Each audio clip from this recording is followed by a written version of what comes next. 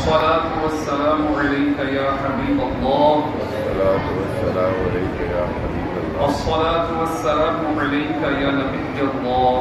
الصلاة والسلام عليك يا نبي الله. وعلى آلك وأصحابك يا نور الله. وعلى آلك وأصحابك يا نور الله. نويت سنة الاعتكاف. نويت سنة الاعتكاف.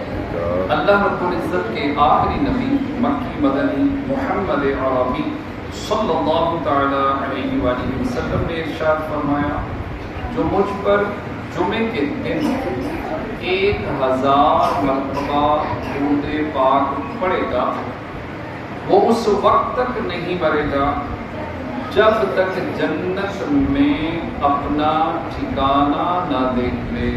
سبحان اللہ۔ صلو علی الحبیب صلی اللہ تعالی علی محمد صلی اللہ علیہ وسلم۔ 10واں سپارہ ہے سورہ توبہ کی آیت نمبر 3۔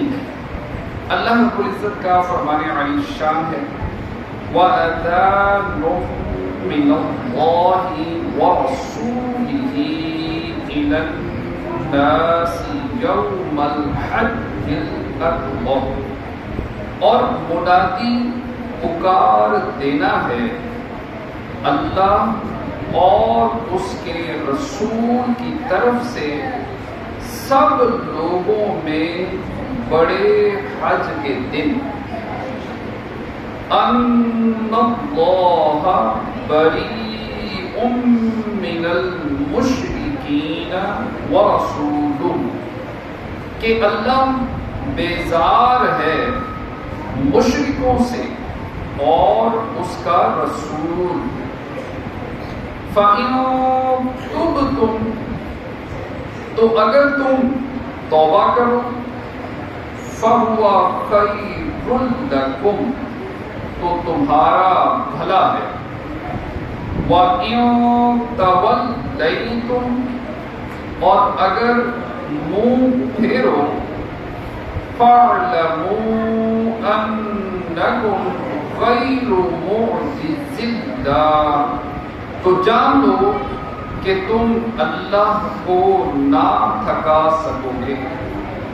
وَبَشِّرِ الَّذِينَ كَفَرُوا بِعَذَابٍ أَلِيمٍ، اور کافروں کو خوشخبری سناؤ دردناک عذاب۔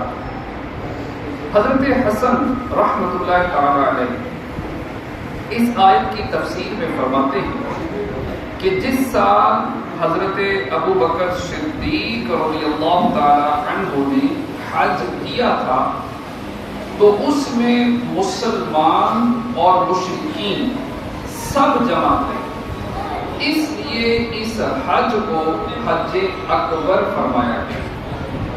امام عبداللہ بن احمد نصفی رحمۃ اللہ تعالی علیہ اس آیت کی تفسیر میں فرماتے ہیں، یوم سے مراد عرفہ کا دن، کیونکہ وقوف عرفہ حج کے ارکان میں سے رکن اعظم ہے، یا اس سے مراد یوم نحر ہے، کیونکہ حج کے زیادہ تر افعال جیسے طواف، قربانی، سر منڈانا اور رمی وغیرہ اسی دن ہوتے ہیں، اور اس حج کو حج اکبر اس لیے فرمایا گیا کہ اس زمانہ میں عمرہ کو حج اصغر کہتے تھے۔